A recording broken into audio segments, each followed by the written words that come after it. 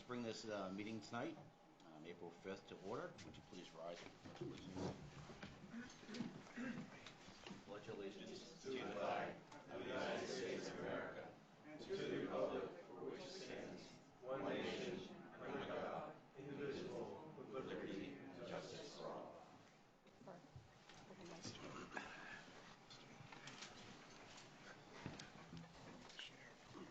Roll call, please. All right. Councillor Moore. Here. Councillor Robichaud. Here. Councillor Larochelle. Here. Councillor Lunt. Here. Councillor Fellows. Here. Councillor Smith. Here. Councillor Miller. Mr. Miller is excused. He is actually out of town. I entertain a motion for his absence. Second? I'll second that. All in favor? He is excused. Next item, please. The first item is a workshop with the Planning Board, now and future, with emphasis on the effects of ROS2 district with the Planning Board. Perfect. Thank you. Chair of the Planning Board, sir? Yes, sir. Would you like Gentlemen? kind of present your thoughts of how you'd like to present, and then we can kind of go from there since it's a workshop type. So I'll spare you going through this whole thing, but I emailed you earlier what was basically a distillation of the history of ROS2 as far as I understand it. It predates my tenure on the planning board by about a decade. So it's become an issue off and on. ROS2 was created and Councilor Fellows, please correct me if I'm wrong here, or Kurt. It was created in 2011 to set aside rural space to be undeveloped rural space to keep with Lisbon's character at the time. To turn the clock back, if you recall, in 2011, we were emerging from a terrible economic downturn. Both the economy had gone down and the base had closed in Brunswick, so real estate in Lisbon was not exactly blowing off the shelves. I assume that was part of the reason why, and also Lisbon, as you know, has been going through a change of identity. Is it a mill town? Is it a rural town? Is it a bedroom community? And my assumption had always been that ROS2 was a creation to preserve part of Lisbon as it was, with input from the residents in that area. This chunk, I wish I had the map up, but ROS2 is on your left-hand side on Route 9 as you leave Lisbon. It's owned by the Caceres family and a couple of others in there, and it's bracketed by a few single-family homes on the side. And they are sort of looped all around by this ROS2 district. We had the planning board in that era had put limitations on how it could be developed and how large it could be developed, which had stayed in place, my understanding was, without pretty much flutter until recently. Last year, in August of 2021, Mr. Jay Raitt, who is a consultant we see a lot at Planning Board, came before us on behalf of the Caceres family. There was an estate being divided that cut up the land into bigger chunks, and the family wanted to subdivide it in a way in which ROS2 was not permitted for at the time. Speak of the devil. That's Jay Raitt. So after much back and forth between Planning Board, Mr. Raitt, the Caceres family to some extent, we figured that there was a way we could make this work and comply with their wishes. There were no clean solutions. We called an AvCog and got their points of view for it and how we could retool it without having to completely gut and redo the comprehensive plan, which is no minor undertaking. And in the midst of doing so, it occurred to us, why are we jumping through all these hoops and limiting what the owners can do with their land if maybe that's not what Lisbon is anymore? And at that point, we came to sort of a consensus that we would like to meet with council and get your guidance, your thoughts on the matter, on where we're going to take this. If we have to redo the comp plan, that's an undertaking we will take on. But in the interim, we wanted to know, is ROS2 still a thing of value? Does Lisbon consider itself rural still? Should we have this space set aside as agricultural when we have quite a bit of other agricultural space throughout the town? At the same time, should we be limiting to what people can build on their land, not just for their families, but for themselves? These folks have invested time and generations in some of these places, and if they can get value out of it by development, should we be limiting that at this point when the real estate market is so explosively hot. And so me and my colleagues put our heads together and thought we would like to talk to council. Also, at the time, we were without a code enforcement officer. Then Mark joined us as a new code enforcement officer. A new council was elected, and A lot of stuff happened. a lot of bad timing. So this should have been done quite a while ago. We lost our land use planner about that time too. Correct. So we're sort of amateurs. Right. And I admit, I am an amateur at planning board. I do this as my fun job after my other job and my family and what have you. And I don't have the expertise that maybe would have made this a more streamlined process. Today I'm coming to you with a multi-part workshop. The first being ROS 2 and what are your thoughts on the matter and where do you see Lisbon going with this? Appreciate the update. And just to let you know, it has nothing to do with you being an amateur coach. Because I don't mind. Route 9 has actually been in the forefront for years. If there's been a major land use discussion, it's been Route 9, and this goes back, as you say, well before your tenure, but it's always been one of those things where it's really hard to please everybody that actually is in that area because everybody has a different flavor of what their property is. You know, everything from the idea of simple, you know, land use to, you know, trying to actually start a business. You know, there's been many things come forward, and it's really hard to get everybody on the same page. Just so everybody's aware, I mean, we actually, the comp plan has been looked at not too long ago. We actually spent money and actually went through the process. 2019. We went through our comp plan, so it's not too far back. With that, we actually had sessions where we looked at the maps and asked, you know, how's Lisbon changing? So, I mean, there has been an exercise done not too long ago to actually kind of look at these things. But the downfall is we never see what's coming up, that we'll have the right people in the room maybe at times to actually know exactly where the discussions are. We didn't get a lot of public input in 2019. Very, very little. You know what I mean? And that was, you know, we were having a discussion earlier that you actually get a lot more involved when there's some type of concern or someone actually has, you know, if there's some type of issue that's arose versus the idea when things are just all good and happy, we don't really, you know, get a whole lot of interest coming in. Outrage always gets more people in the room. Controversy brings through people, without a doubt. I'll have make a couple recommendations, and then I'll actually open it to the rest of the council and stuff. A couple of things. One is, I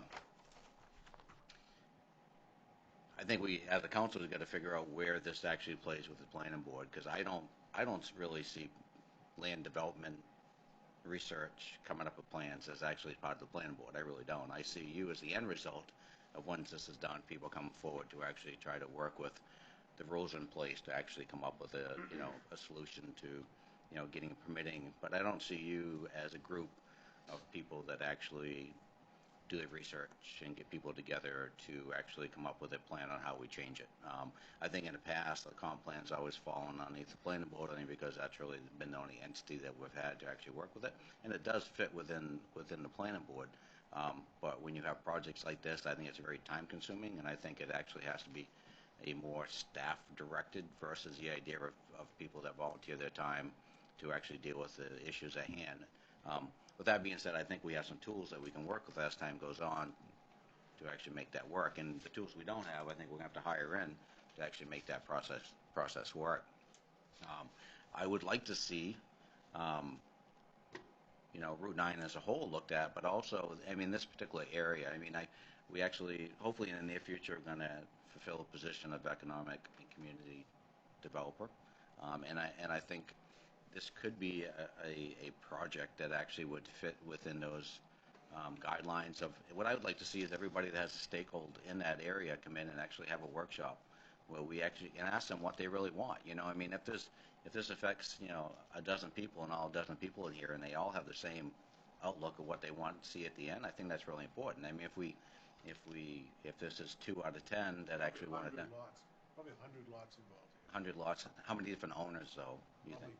50 or 60. 50, 60 different owners? A lot more than you think. Yeah. So I think it would be important to get the input, and the only way we can get that input is to actually have someone out there knocking on doors and making phone calls and get people in, which can't be from volunteer people. This has to be, even, you know, planning board's not volunteer, I understand, but it's a limited time.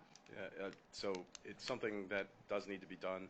When we had the solar panels going up on the Frost Hill, or behind Frost Hill, I guess technically, that brought a lot of people in because Correct. people were really cranky about that one. Yeah.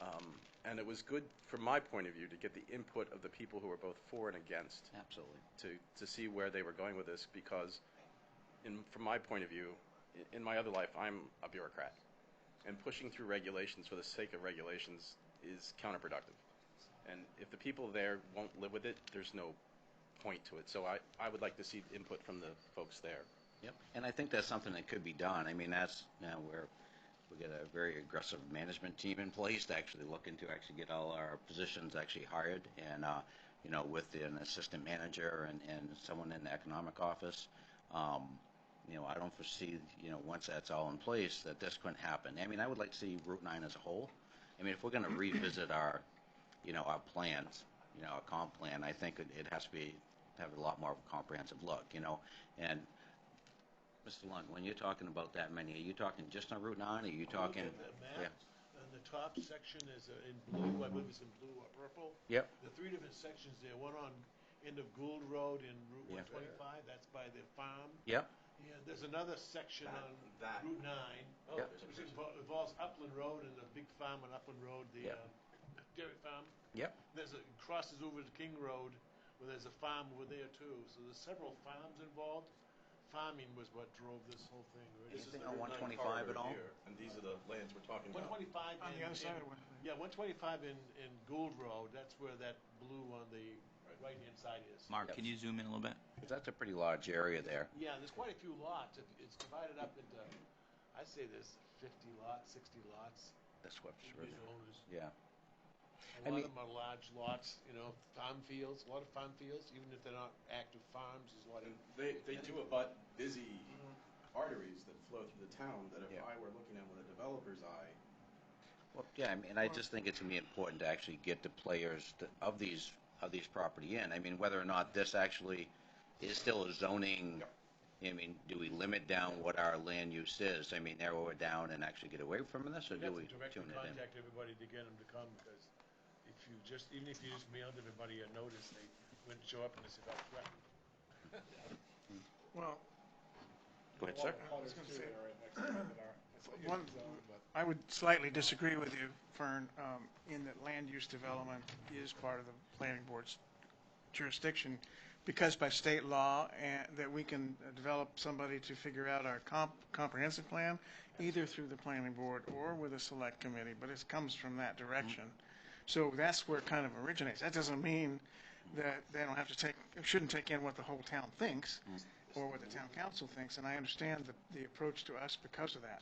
What I really think is that none of us are experts, and that we need to figure out through workshop or whatever how much we want to change the comp plan, because if we're changing ROS 2, we're probably changing the comp plan to some degree. It can be a minor change, or it can be a more encompassing change. It doesn't have to be huge, but it could include some other areas of town that have been discussed. And so I'm thinking that professional assistance, not necessarily economic development, because it isn't really the bailiwick, needs to be happening. I think a planner also would be more objective, whereas an economic developer is going to be, they have a mandate to try to develop as Right. much as possible. I think you want somebody that is going to represent both sides of the issue here, of, you know, people that would prefer to see it not as developed versus people that want more development there. I think if you do the economic development, they're going to be, people are going to say it's biased, and you know, the same problems that we had with the Wormbo development. we don't want to develop for development's sake. Right, so I think a planner would be, you know, a bit more fair and We have seen money as in more our budget objective. for that. The other point about the ROS2 versus the neighbor, the one closest to it is ROS1. And if you look at Upland Road, in particular, one side of it's ROS1, one side of it's ROS2. One side of it gets homes popping up in the fields because it's legal and you can make subdivisions on large properties. The other side has nothing. So the intent of ROS2 was to keep development more controlled and not all over the farm field. So was that accomplished, or is that what we want to do? So We ran that's into a problem with we haven't had very many applications for permits out there. No one's been trying to develop and we've only had one, the Casey cited. So there's not been a lot of pressure, but in RS 1, which is the largest area that surrounds us even, it's the yellow, I think. That is, we had a case where a person wanted to develop a 10 or 20 acres, into half a dozen lots, and we found out they could only do in that zone cluster subdivisions, which are unique in the sense that we're not sure how they work. We haven't had one. So we but can look at both at the same time. yeah, so it seems like that's not likely because that's a difficult subject. Mr. Chair, Yes, sir. and to lend a little bit of expertise, we're all not pros in this thing, but there is an expert in the room as far as land surveying goes. And I'm wondering if we could get a brief but spectacular presentation from that person, And I Jay Ray. I just want to give an update to what I said. I don't really see the economic person actually doing the process of redoing the comp plan. No. What the missing link that we've had, and we just spent, I mean, just letting you know, the community spent tens of thousands of dollars to redo this comp plan just a couple of years ago. Correct. Right, but we didn't, it's very difficult to hire someone from the outside to come in and do stuff in our community and expect it to be done the way it needs to be. I don't really. Unless you meet the right conditions. Unless you actually meet the conditions. But to me, before we actually get a planner in and actually give them a direction, we need to know what the people want. I mean, if we get 50 people in and 49 of them say we want to leave it alone, why are we hiring someone to come in to fix that? Right. We really, it's kind of That on wasteful, a you mean. smaller scale is, Yeah. when you're at planning board, you hear from the people bringing you petitions Yeah. and the planning board and the code enforcement officer. And it's not a very big selection of voices, especially with something like this that, while it doesn't affect a lot of people, it affects a lot of space and it sets precedent for other things. Yep. And before we went down that road and created a whole pile of problems, we wanted to talk to the council, so if we do create those problems, those folks will appeal to you eventually. So we wanted to make sure we were all on the same page. with it. Absolutely. We appreciate the opportunity too, because I think that's what it's all about, right? I mean, if we can't talk about it here, it's very, very difficult to get people, landowners come in and talk about it and actually give an open, honest view of what they want. If I could ask Jay to give just a brief where the immediate problem is, really quickly, if you. From here? Yeah, or from. Yeah, you need to grab use a the mic though. Just quickly. Okay, so I'm Jay Raitt with Little River Land Surveying, and I was involved with the Casares project, which was touched on earlier. Also, property that the Kellys purchased from George Upham, which George Upham was unaware of the restrictions of this at the time before he moved away. Kind of created some bad blood there, but it didn't really go any farther than with me. But that's a kind of a specific issue with this zone. That ROS2 zone is, in, for instance, the Casares' case, having a gargantuan lot that's considered unbuildable because of the way that this specific ordinance is worded. On a more general level, because I'm really not here to represent Casares, that family, but on a more general level, I think that this more encourages. It prohibits development in large sense, but when development occurs, because development always occurs with the conveyances of property with, to children or to whoever, and this doesn't prohibit that, but it does contribute to kind of like a development along the road, because that's how the ordinance is worded. It does not allow for development to be sited away from the road, consequently kind of hidden from view. So I printed what I think is a really good example over in the Brunswick area of an open space / it's actually a co-housing development, which might be a little bit too communal for me, but it's a really good example of an open space development. It's called 2 Echo Co-housing. I have a couple of plans of that here. And the other thing that I wanted to bring up is that although the comp plan addresses this, it can be pretty well established that the comp plan in this situation was cut and pasted from the previous comp plan, and the things that they're requesting or asking to be implemented were in fact already implemented. So like no attention whatsoever was given to this section in the last comp plan review.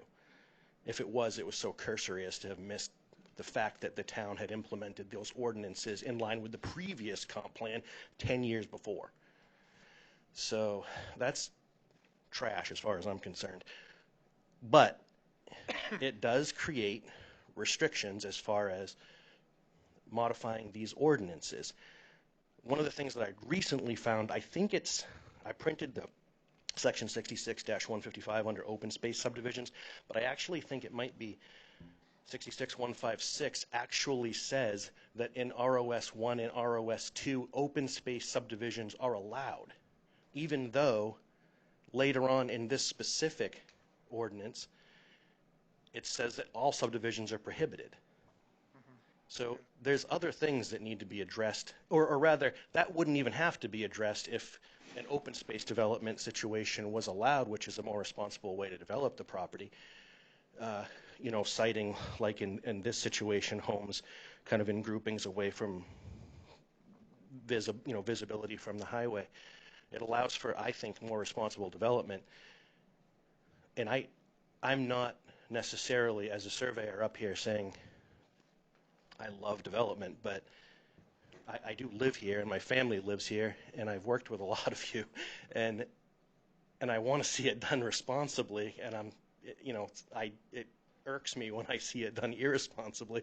So, you know, we try to do what we can in line with, you know, what our clients are asking of us to do, obviously, but I try to push people a certain way when I can to try to make things look a little bit nicer. That's kind of really all I have, but I think it's important to note that there is a section under the open space subdivision ordinance that I think actually says that open space subdivisions are what we should be doing in this, but it's contradictory to another section of the ordinance which says that we shouldn't be. It's prohibited. Jay, I got a question for you. So if you look at our community and you look at all the different colors, we actually have a lot of different zoning, everything from industrial to diversified, which is kind of unique and rural. I mean, in a community like ours, do you actually, I mean, you're looking at the idea of changing some of the zoning labels of what we have, being more, how would I say it, streamlined in a sense. Do you see us actually changing a lot of our zoning? I mean, there are other areas. I mean, the DD zone has always been a challenge, right? I mean, that's, most people have a hard time understanding what the purpose is, and so don't we at times. And we kind of, even where we have industrial zones, don't really actually line up to where the industrial zones really ought to be. So, I mean, are you thinking we need to actually look at a total revamp of all our zoning the way it's listed right now? I don't know about a total revamp, but certainly, I mean, at some point in the not too distant past, there was kind of review of the boundaries of the zones, and I don't necessarily, I thought that was, it fixed a lot of things in a lot of places, and that was beneficial, I think. I will say, for example, that the city/town, whatever they call themselves now, of Brunswick, there are a variety of municipalities that have horrible ordinances. They're not horrible, they're so Limited. well developed that, you know, it's like reading the tax code, right? So it's just not conducive. I don't think you want to go that way. Like, I don't think you want to go like Falmouth or Brunswick, where it takes an attorney to read this and to implement it. It's doing Mark a disservice, who has to try to interpret these things. So I think where our zoning is relatively simple compared to other places, we want to try to do that. I think implementation of design standards is not a bad idea, which has been attempted, and it would be nice if some of those had some actual teeth, because in that situation, so for instance, the ordinance that I'm specifically talking about literally says that ROS 1 and ROS 2, any developments over 10 acres have to be open space developments, which implies that in ROS 2 you could do a subdivision that's under 10 acres, but elsewhere it's prohibited. Yeah. So It needs to be cleaned up. that needs to be cleaned up, Yeah. or not cleaned up if this other section gets cleaned up. Because if subdivisions were allowed in the ROS 2 zone, but as an open space, so if we just removed a limitation on subdivisions, you know, right now it's just don't do it. If we just said only open space subdivisions, then that would make sense with the other part of the ordinance, which says that those have to be developed in that fashion. I haven't looked enough at like the diversified development zone and stuff like that to know how I feel about those things. There are certain things that as I work through town and on various projects, I'm kind of like, well, I don't know where that came from, but okay. So yeah, if I had all the time in the world, I would love to just sit down and completely read this thing and Understand. you know, and I do often do that for other projects, but it's a, you know, site by site basis, right? So if I haven't worked in a specific zone, I don't have that knowledge, I guess. I think, you know, with discussions I have in people, I mean, a lot of people would like to see different areas looked at. I mean, I'll give you a perfect example. It's 125 and 196, you know. A lot of people would like to see the village actually swept up higher, you know what I mean, because we're dealing with that now, right up by the old kitty corner. Yep. I mean, over a period of time, I mean, as commercial goes, I mean, you will see some of these houses actually become either home-based business or commercial, and even off of 196, you know, I know people that have a house back off 196 that would like to do business stuff too, but we're kind of restrictive, and we put pressure in areas that don't need to be pressure only because of the way things have been restricted in the past, and they were probably restricted for a good reason, but Yeah, and I see that the village, like the village district expanding would be one that I would totally agree with. There's just more area that I think is village, you know, intrinsically, I guess, if you want to call it that, than what we have Village outlined. exactly is another thing. Right, and Right. there have been moves from the state within the legislature to take that ability to define that away from us. You know.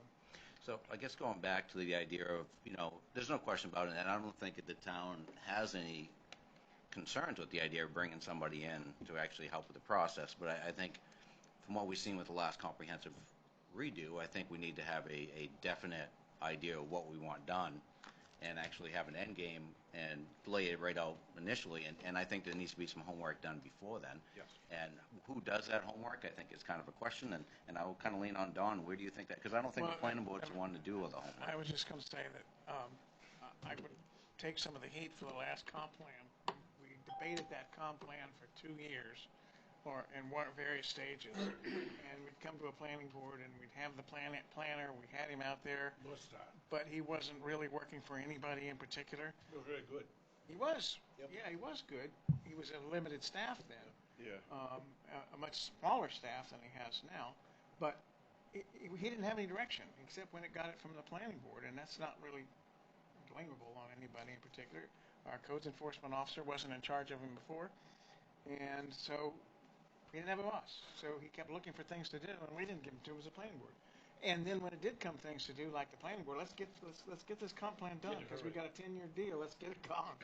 And so that was part of the problem. We didn't sit there and maybe the planning board didn't draw out a specific plan for what they want a planner to do.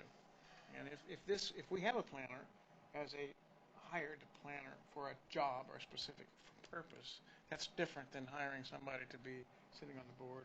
And speaking only for myself, I don't mind taking time from my life to work with a planner to get this moving Right. forward. It seems stupid not to.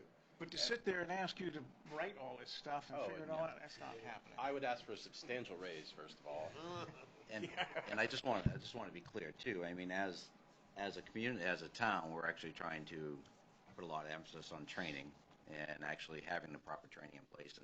And I see in the short term a lot more emphasis putting on the idea of getting the planning board the proper resources, not so much the idea of the resources to actually hit a big project, but resources to actually understand exactly what they are and what they should be and what they ought to be doing, right? So the questions that come up, either they fit within your wheelhouse or they don't. And I think that's important, and that's something we've just been missing. I mean, and how we go about that So how is, about if we just solicit a written proposal from North Star, for example, we're familiar with, And get them to RQ. write it out, estimate what it would cost and how long it would take to do an update of the comp plan as necessary in this particular RS2 problem. Put that in the package, and we want to get things rolling here. I wouldn't, but Before we do Yeah. that, why don't we get the landowners on that? Have them come in on We'd the have to off meeting. write to them all and have a Well, big yeah. meeting, and we don't know what we're talking Because the about. last meeting we had 5 people there that said they never were even Yeah. They never get any kind of letter from the town That's saying they're doing the comp plan. They would have That's had. something the planner should do. We Right, should the thing do I think that is once we get it the going. planner usually is one who would coordinate that sort of stuff. I remember when Amanda Bunker was our planner, and we did the whole 196 study through there, and she did several meetings, and they got really good attendance here. This room was packed with people, and I think we got a lot of opinions from people who normally would never share their It opinion. constantly amazes me at these things that people are outraged at what's happening, but they don't show up to talk about it. So let's just send it out a letter for the landowners and see what they have first before we spend any money or even do anything yet. We discussed that right before you got in. But we don't have any ideas yet. But We even really still, need maybe we ideas. don't even have to do anything We're because just they gonna be don't sitting want there it. like this, asking, what do we think? And Well, what do they want to do with their land? Right, That's the so- biggest thing. So if we're What do going to they It's wanna gonna have do a with their couple of property? proposals on the table of, do think- you want I it think more that- developed, not Rather- developed? Little River guy wants to say something. Sorry, just one. He's like chomping at the bit. Yeah. No, well, number one, I don't dislike the idea of direct communication with all those landowners that are affected in this zone, or even the abutters. And I would, assist in that, if at all possible.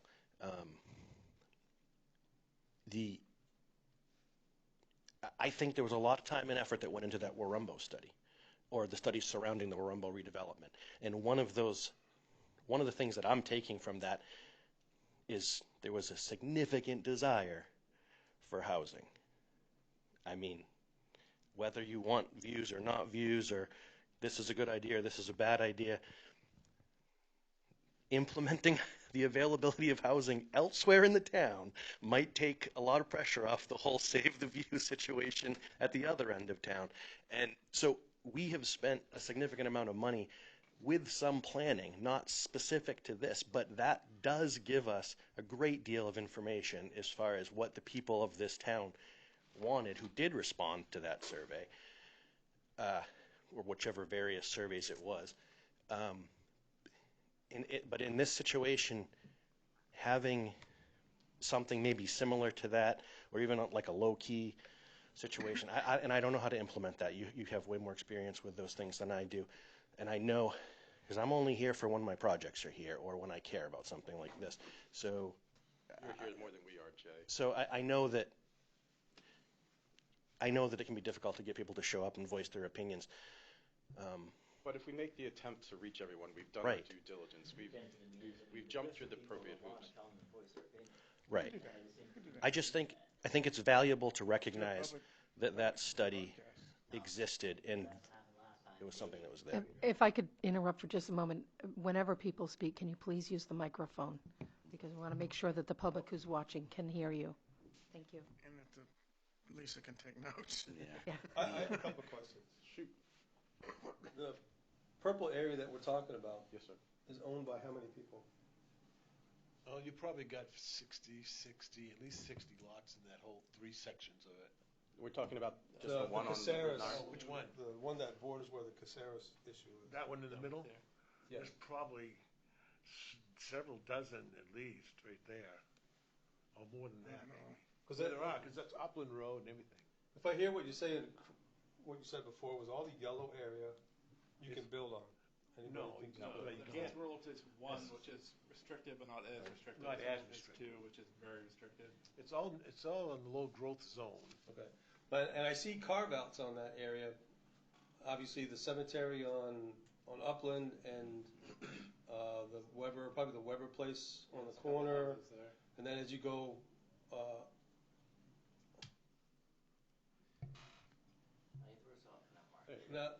and the large area, I'm assuming, is Caceres, the large sort of square. Yeah. Isn't that Caceres? I believe so. So the area they're talking about is where? That's that orange area around it? The orange lines? Can't read the map. What are you talking about? See the orange lines, Kurt? What are you talking about? I see, okay. I'm gonna have to What give you orange lines? a nystagmus test. No, that's all I was No. Caceres is the one out I on. would think Caceres is over there. Right there. That, that one's Caceres. This one right here, yeah. Yeah. That's where they want to come in, but they don't have enough road frontage right here. And that's being split in two. Yeah. The one before, it's not Caceres? No, isn't this where you live, Kirk, right here? A bit further bit down. further south. Probably right here. Yeah. I feel like that's Caceres. And this is probably that farmhouse, but that's I thought part of it. That's Kurt. Yeah. That's Arthur Caceres' lot there. There's a tiny one that he owns there that's part of a previously Is approved this the barn subdivision. thing in the This house? is Arthur Caceres' home. Right. This And the is, setback house, right? yeah, and his Yeah, and house then- is down in here. The guy's stuff is right here by the river, right? This is his mother's property, which is still has a life estate with his father. The pile of Okay, it's this far down. stuff all is right. right here, and they And actually. they got a road right here now. Yeah, they put a road down the middle of this lot. Yeah. This Put a lot bunch here, of campers and stuff, didn't they? those campers are the issue specifically for this one. He wants to put a house. He wants to out of put his that. house down here. The How ordinance it's done. prohibits him putting his house down out of sight. It forces him to build up on the road currently. He would That's what take he all did. that stuff out back. Yeah, that's bullshit. But that's the So- landowners. So those two areas that are outlined in the orange property lines, those are both Caceres? Okay. Can you take the microphone with you, Jay, please? See any orange property lines? Yeah, I think you need to upgrade your prescription. Yes, I do. Curtis, Arthur Casares, Arthur Casares' house lot. This is just an empty lot. His house lot. His mother, who passed away. Now go around that orange line right there. This one? No. No, next one. Over Next here? one up. Up here? Yeah, no. Right straight down. Right here. Follow This that line. line. Okay, Follow so this line here, all the way. Yes. This is all a parcel of land that Arthur and his brother owned together, subject to a life estate by his stepfather.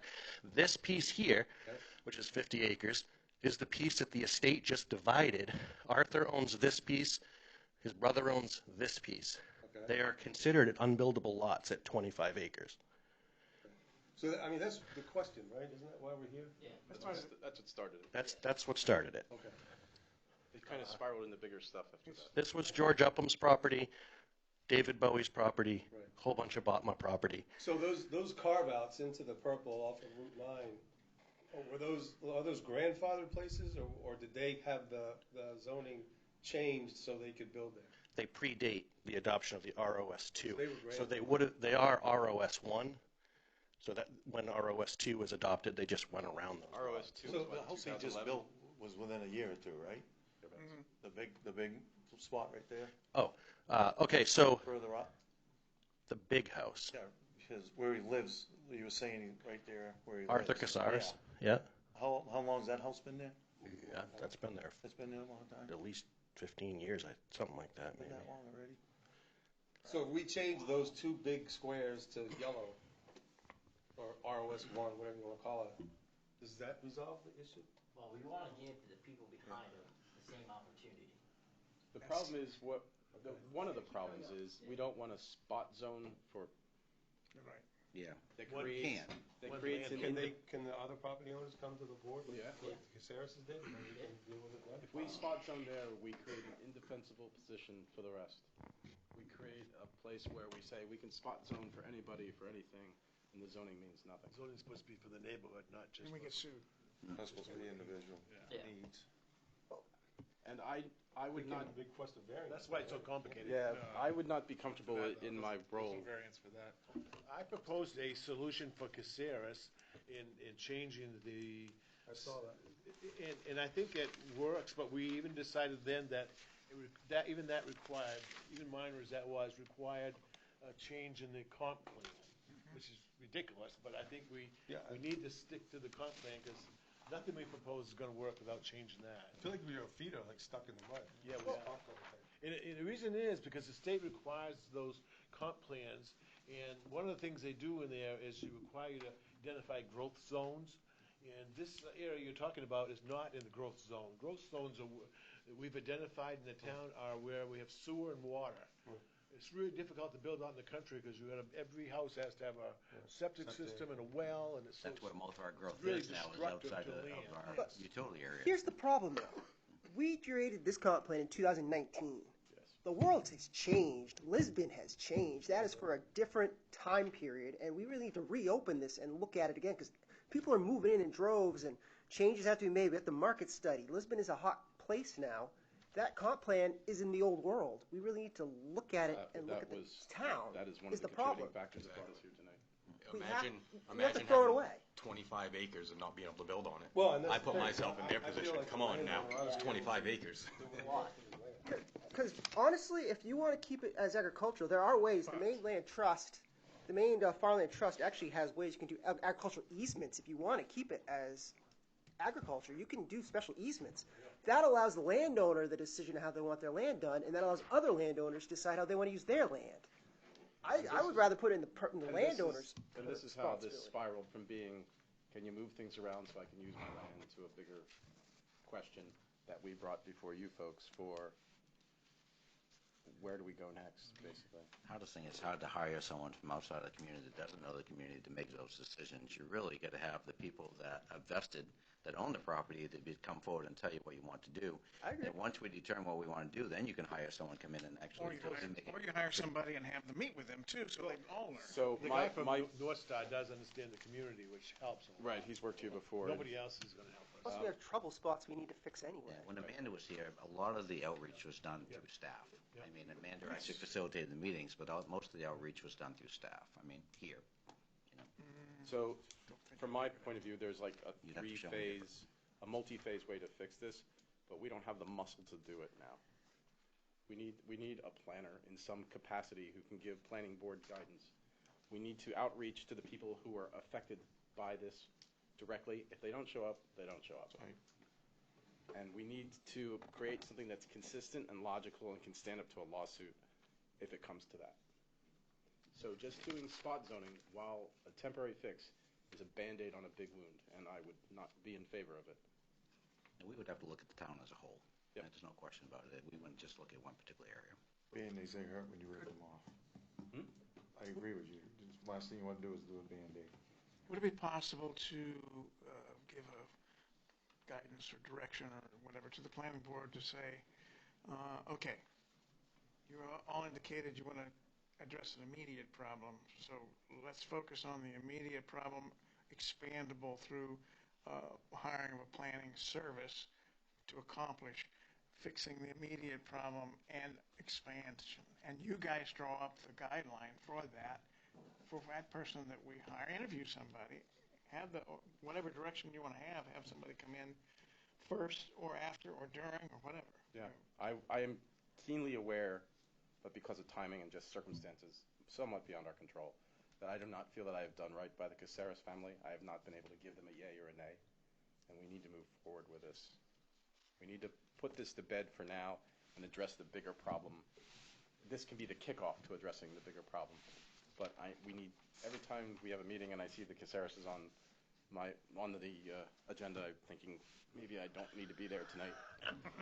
It's understandable. I mean, that's because you care about your community. I mean, the downfall is, I mean, in your role, you really don't have the opportunity to change rules that are in place. I mean, so you're basically just going by guidance that you have, and it's not ill will to anybody. It's just basically you have a set of guidelines that you're working with, and that's pretty much where you're at. If I had that kind of land to leave to my kids and they wanted to build a house on it, this would annoy the crap out of me too.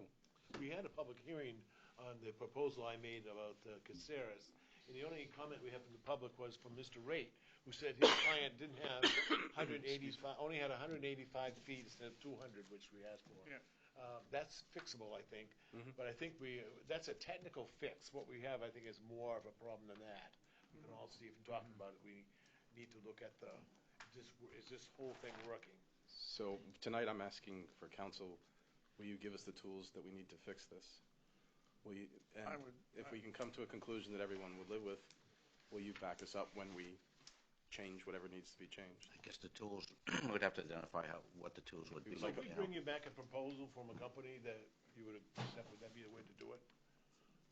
I mean, we would actually have to know. I mean, because I'm thinking everybody lives out in Bodenham Road. I mean, they actually same thing. You got to have 500 feet of frontage on Bodenham to have a back lot.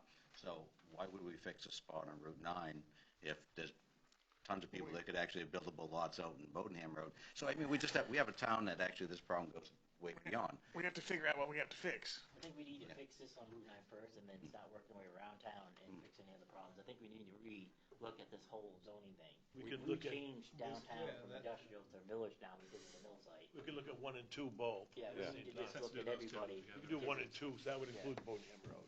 Is this booming and people want to put houses up there? If you have that much land and the landowner wants to do it, we need to be able to allow them to do it. I mean, they paid their taxes for all these years. They need to be able to do Within what they reason. want to do. Yeah. If we can bring back. So that's I what I like to do. am not a native of Maine at all. And I go back to where I grew up in Pennsylvania, where the town is very weak and the county is supreme. And I see everything where I played when I was a kid is now blacktop and concrete. And I do not want that to happen to my adopted home here without the people who live there having a say. Whereas where I grew up in the Philadelphia suburbs, the people have no say and they were steamrolled by the development forces. The people who own the land should have input first. But there are other forces at play, as my colleagues mentioned, and the first step to this is to bring in not just the Casareses, but everyone else affected by this. I agree. And get planning guidance from someone more knowledgeable than me and my cohorts who are volunteers working other jobs. So, I mean, that would be my next question, would be the idea of, Councilor Fellows mentioned the idea of having you present a plan. I just don't know if, I'm happy to bang out a plan. yeah, I mean, if we actually had some type of layout of where we want to be and the direction we want to go and where this person actually fits in, I mean, definitely we have learned from our past experience that we actually have to have a start and an end. And we need to actually be able to somehow, in the middle of it, be able to identify if we're actually halfway there. If we're making progress. If we're making progress. And it needs to be logical, and because everything changes all the time, it needs to be flexible in some way. And one of the things I'll always reach out to is I know AVCOG has limited resources right now, but I mean, it's difficult because we actually invest into a entity that doesn't really always seem to give us a lot of the... AVCOG, or I've been poking around for other reasons, MMA, Maine Municipal Association, sometimes they have resources that are available. They're not always easily accessible, I will grant you. Yeah.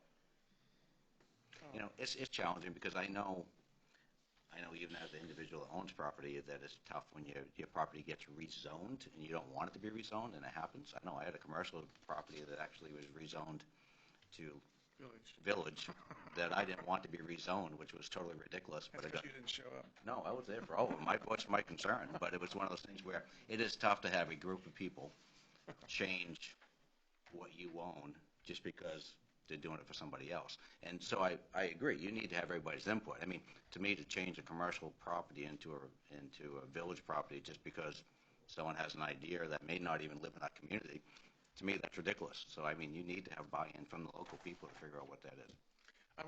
To get back to your point, I would say, I would think that the sense of the council would, if you develop a sensible plan to come forward to the plan. Come up with a plan.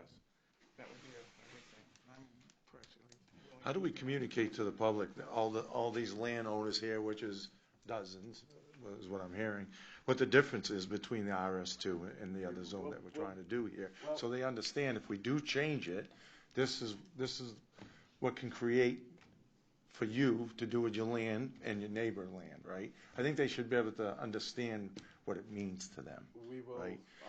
Our process is normally when a change goes on, we reach out to the abutters. Right. We reach out to landowners. Right. Poor Mark, unfortunately. No, I get it, but to fix this, it's big, right? Yeah, well, the there has footprint, to be something different from yeah. that, but yeah. But all I'm saying is, though, right, if I own 50 acres of land, right, I'm not against someone showing me why I can build 25 houses, right? Good for me, right? Good for them. But I would also like to know what the changes are in both. Yes.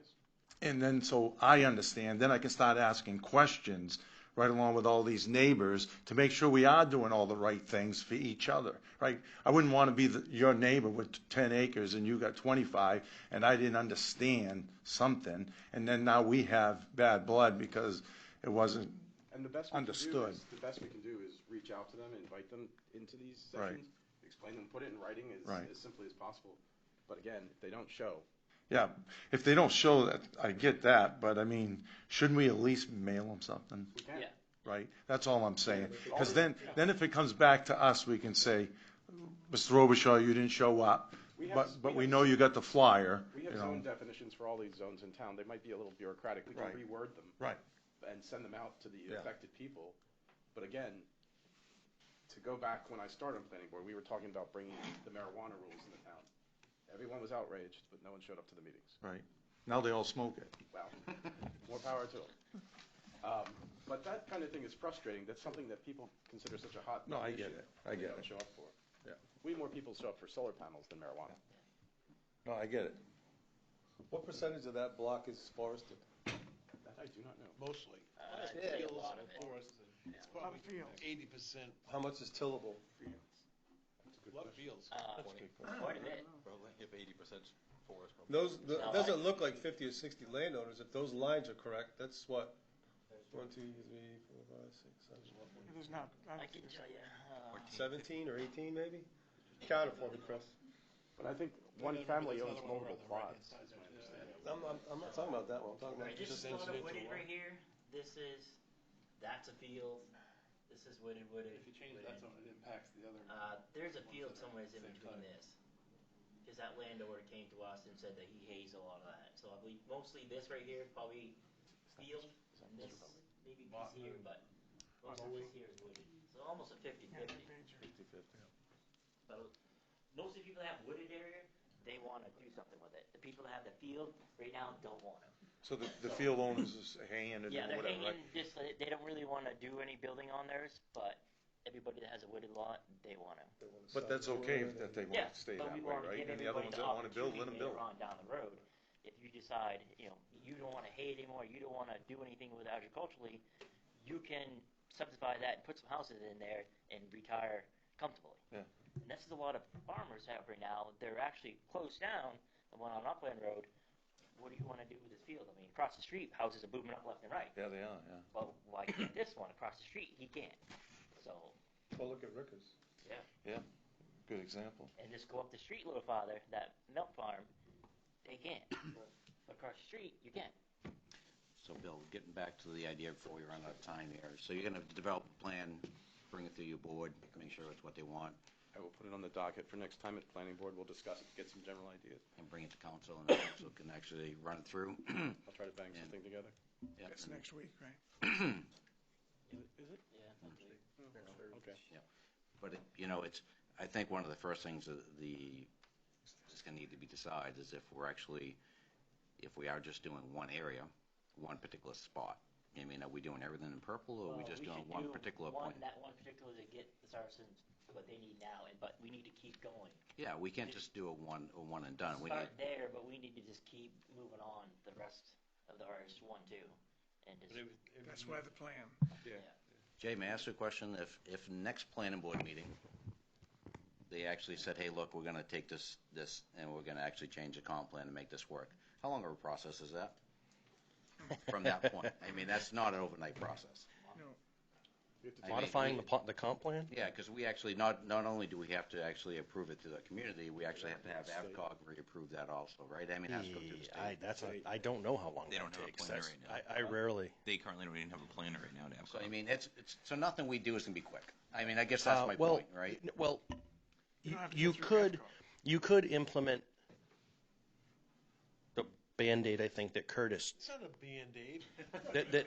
well, I mean, I think that would be an immediate fix. stopgap So measure. it's a stopgap. That's a good solution for what kind of, one of the clients that kicked this off, which was the Casares site. It would be a modification that allows them to do what they have to do. You need to hire someone from outside of this room to do that. I don't think so. No, I think the modification, he proposed a modification, and if that modification was reworded slightly to allow for the fact that there's a little bit of ambiguity in whether or not they have 200 feet of frontage or 185 because they have a shared easement that comes up that technically impacts the 200 feet of frontage, which elsewhere in the ordinance does not count as frontage if there's an easement that encumbers it.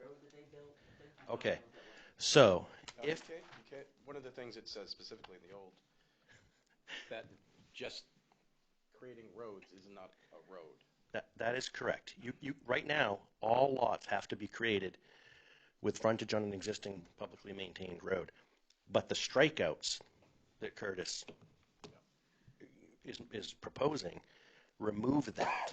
So they could use that driveway at that point to get frontage.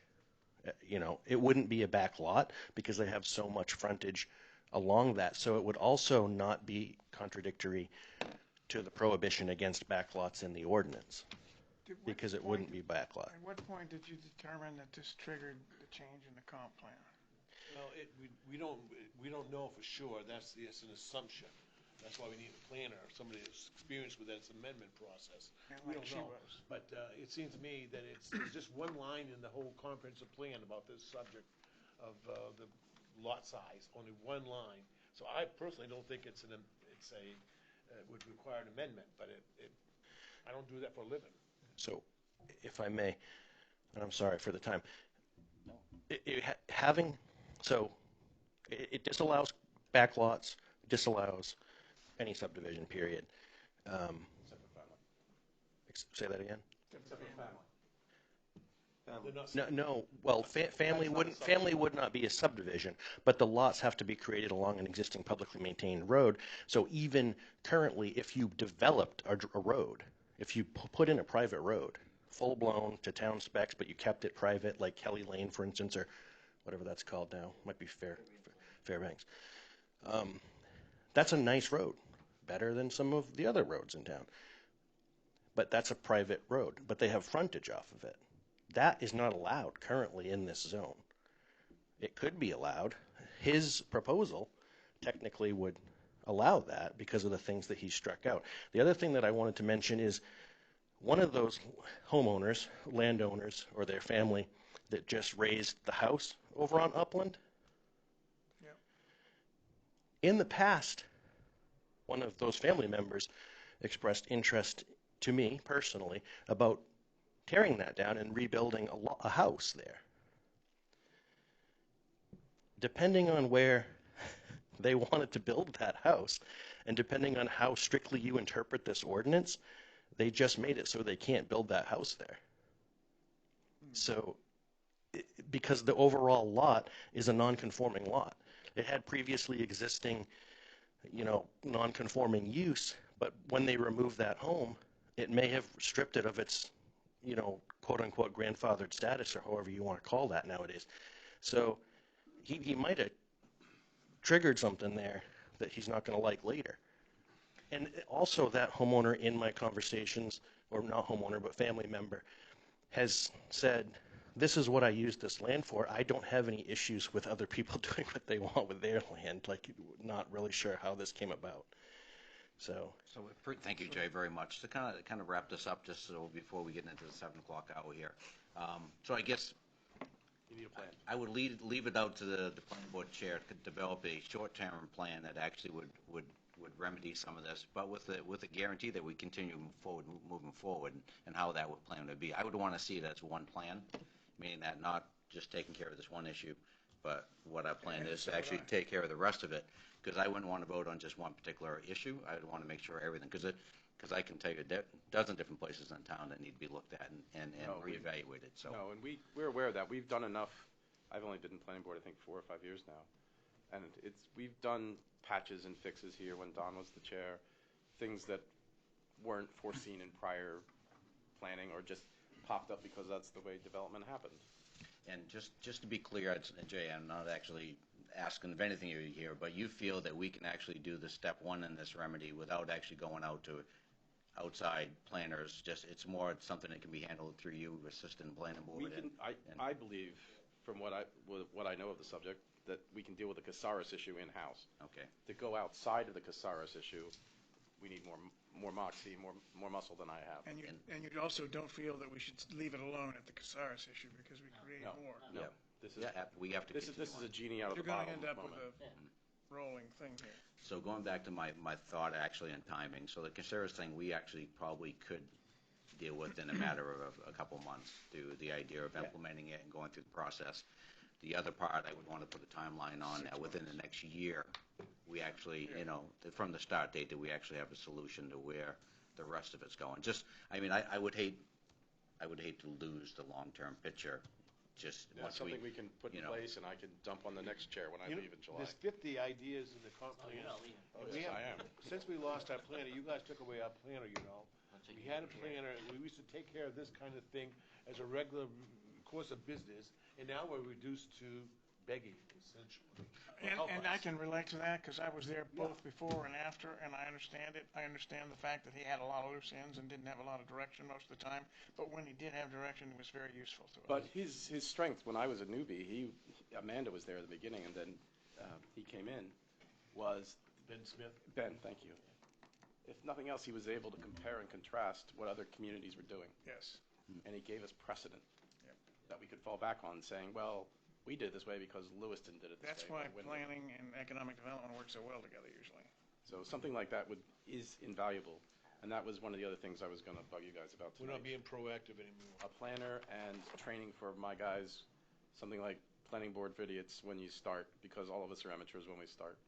No, just talking to the interim manager, I mean, I think we need to establish a plan, a yearly plan, because people change every year on how we actually do yearly trainings, and whether or not it's actually hiring someone come in and just actually spend some time of what planning board does, what it doesn't. I mean, the council does it every year, right? We do harassment training and ergonomics training, so it Be nice to get seems fit that planning we have training, right? planning training, since that's what we're here We for. have it at one point in time, but sometimes we never can get onto that website. It's always a problem. I think Or those when I was new with Don and Karen, we had to go up to Belfast. Yeah, they were doing it remotely last It's year. mostly legal, it's not really. Live training is actually. we do it online. It's easier for guys that can't leave for the day and go. Right. So before we wrap up, Chair, are you actually fairly comfortable where we're actually leaving here, going to? I mean, we're not leaving with more questions. We than will came work in. on this in two big pieces. First, fix, probably following a lot of Kurt's guidance for the fix for the Cacereses in the short term, and the longer term to revisit the other imperfections of the comp plan. It'll all be sort of the same proposal. Just got to sit down and think about it, and not to my wife. I have homework. She may be listening, so we appreciate her very much. Yeah. Thank you. Tell her that. Buy Girl Scout cookies. Any other questions from council at all? I mean, we've been kind of going back and forth. I appreciate the planning board coming in and actually voicing their concerns, because we don't do it enough, so. All right, gentlemen? Good. Thanks. Thank you. Appreciate you coming in. It was fun. Mr. Chair, Fun. Yes, sir. if I could have just a second to apologize to both the council and the board for being late. Not a problem at all. Not a problem, Mark. Early starts are tough for all of us, so. For sure. Brian, did you want me to stick around? If you could. Yep. Thank you. So, with that being said, we're actually going to move into our regular meeting now. Yes. It is pretty much the 7 o'clock hour, so we're pretty much right on time. And with that, we actually have an executive session. Before we do that, can we do good news and recognition? We actually, absolutely. All right, good news. Does anybody, Diane, would you like to, I know you're here for a particular reason, so Diane? there's an open mic. Yep, just use this one right here. You don't need to get really close to it. Okay. Good evening, members of the Town Council, Town Manager. I'm Diane Nato, the Library Director, and with me this evening are Governing Board members Joan Jean Keller, Trudy Duval, and longtime friend and supporter Don King. And I do appreciate this time to recognize and honor a Governing Board member, Claire Paquette, who passed away on March 29th. Ms. Paquette had been a member of the Library Governing Board since July 2015. She worked hard on our behalf, on the patrons' behalf, staff behalf, and moved us forward tremendously. She supported our library in many other ways beyond the board. She volunteered her time for fundraisers, book sales. She sold raffle tickets at the polling places, and some of you may have seen her. She would say, "But don't you love your library? Can't you buy a ticket?" And, you know, somebody would take out $1. So she supported us that way. Her family is watching this, by the way, so, and a lot of them from out of state. So I hope I do them justice here. And she was also, she took so much joy beyond this, everything she did. She would join us, the staff, and our little preschool children annually with our Halloween. You remember, Claire, don't you? For the Halloween parade, the Christmas parade, she would march up and down Main Street with the kiddos and And so she just really, really represented the town well. She will be missed, and we are learning now that she made a difference in many other Lisbon residents' lives beyond the library in her own quiet and reserved way. We will miss her, and we send our condolences to her family and friends, and thank you. Thank you. How long was she with the library? 2015. She lived here before that. She retired here and would come in as a patron and took an interest in staff and what we were doing. And so there was an opening, and I asked her. She said, and she just blossomed into one of the most wonderful governing board.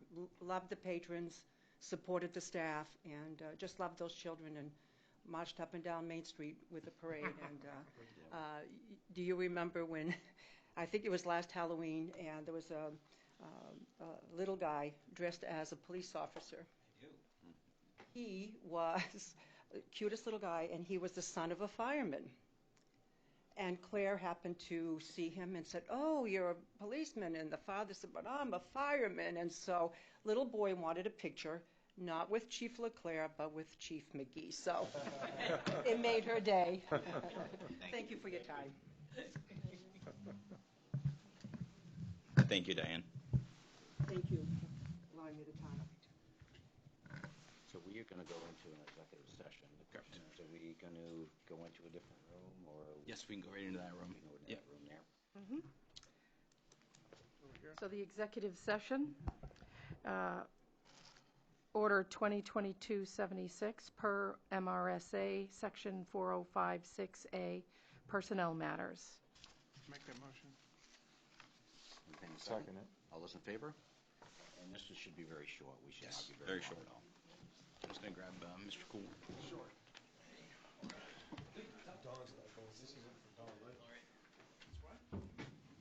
Turn the camera off briefly. This isn't for you, Don, yet. I don't think. Sir?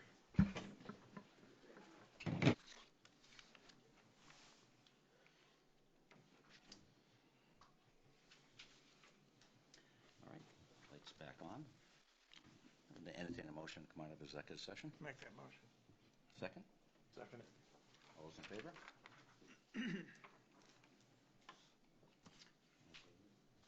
All right. Item, please. Next item, public hearings. Once the chair opens the public hearing, those present who wish to speak approach the table and the microphone to address the council chair. Please use the microphone and state your name for the record. The hearing is to amend Chapter 70, the zoning ordinance, Article 4, District Regulations, Division 13, District Uses, Section 70-531, Table of Land Uses. I'll open that public hearing if anybody has any interests or wants to speak on it. Seeing no movement, we'll close that public hearing. Next item, please. Next item is audience participation and response for agenda items. At this time, those in the audience who wish to speak may approach the lectern to address items or issues that are on the agenda. Please use the microphone and state your name for the record. Any interest on any activities or on the agenda tonight? Again, seeing no movement, we'll move on to the next item, please. Next item is the consent agenda. Consent agenda items are considered routine and will be considered for adoption by one motion with no separate discussion unless a counselor requests an item be removed. Any counselor wishing to remove an item may do so now. Seeing none. Order 2022-77 to approve. The municipal accounts payable warrants, $235,624.40. The municipal payroll warrants, $358,434.76. The school accounts payable warrants, $278,647.69. The school payroll warrants, $746,813.95.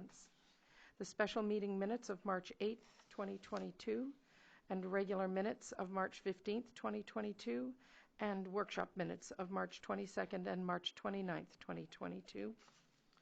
The warrant for school budget validation referendum election, Order to order ballots for printing and set public hearings on May 10th, 2022 for the school budget and the CIP, and set the school budget adoption date on May 17th, 2022. To set the public hearing for April 19th for adult use products manufacturing facility for Cannabis Angels. Entertain a motion to So approve. move. Second? Second. All those in favor? Thank you. So move next item, please. Council orders, resolutions, and ordinances. Order 2022-78, the town manager's search presentation from Eaton and Peabody. Mr. Don Garish. Sir, how you doing this evening? Are you you be comfortable if there's a handheld microphone, or would you?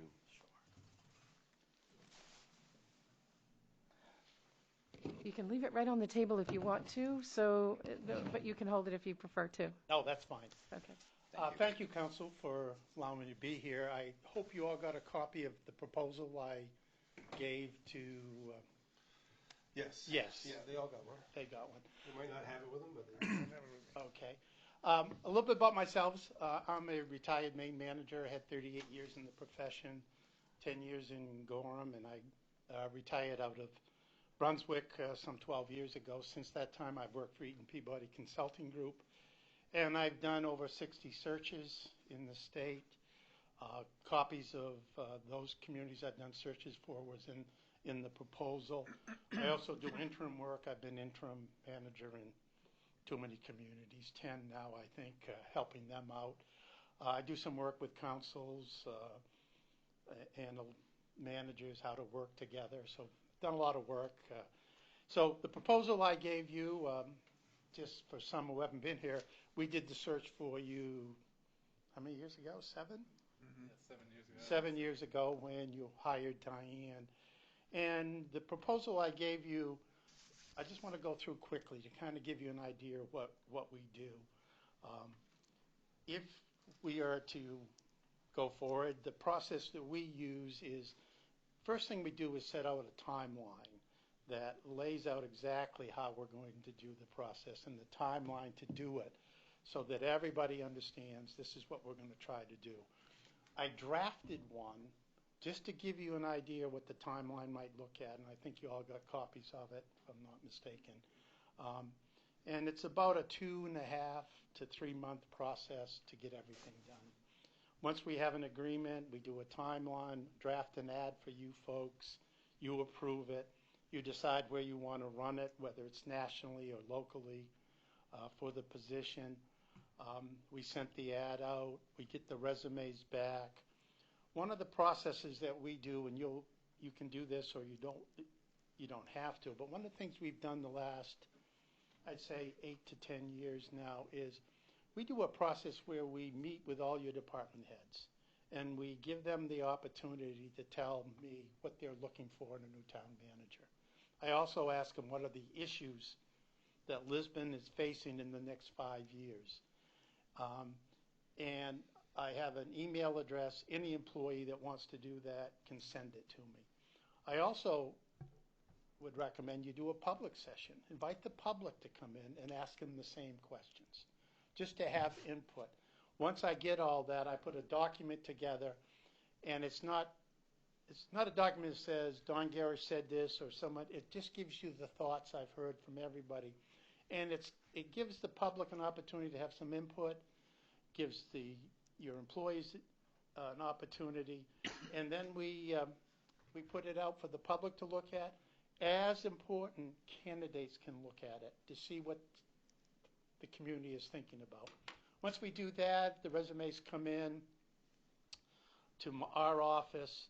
I go through them, and then we put them together, and we will send all of the resumes to all of you to review. I will make a recommendation to you of the ones I think you ought to consider to interview, but you'll get all of them to look at. We'll have a meeting, get together. You'll make a decision who you want to interview. I'll set up all those interviews. I will draft some questions that will send to all of you. You can change them, but it'll give you an idea of questions to ask to the candidates. We set up the interviews, they come in, you go through it, I'll be there, but you'll hold the interviews. Most likely, you'll narrow it down from the initial ones you interview, and then there will be a second round of interviews. Normally, we narrow it down to 2 candidates. Sometimes recently it's been 3, sometimes it's been 1. I'm going to talk about that in a minute, about what we're seeing in the marketplace out there, because it's not as vibrant. You're not getting as many candidates that we've seen in the past. Once we narrow it down, there will be a second round of interviews. I'll do, if you want, I'll do complete background checks, criminal, financial. I'll do meetings and talk to possible references, not just the ones they give you, it's other ones too. Put a document together, give that to you. Second round of interviews, you'll hold those. I'll do draft questions again for the second round of interviews, very specific. First round of interviews, pretty much the same questions for everybody. Second round, there'll be some questions the same for each candidate, but there may be specific areas in candidates you want to highlight more. We'll do all that. You then can, some places have allowed department heads to interview the finalists. That's your call. They don't get a say in it. They don't get to say who they, but what we would do is let them interview the finalist, and at the end of it, I sit in on those. I just ask them pluses, minus, what do you think, and I'll pass that on to you folks. After that, you meet with the candidate. If you decide who you'd like to hire, I offer in the proposal to you to negotiate a contract with that individual. We've done that, almost all of the ones I do now, we do that. So that's the process. It's a flat fee for my cost of $6,000. If it takes us, if we don't get anybody the first time we go out again, my fee just stays the same as $6,000, doesn't change. Your additional costs will be advertising, where you want to advertise. If you want to advertise nationally, the ICMA website is probably the best one. That's going to cost you $450 for a month advertising. MMA is free.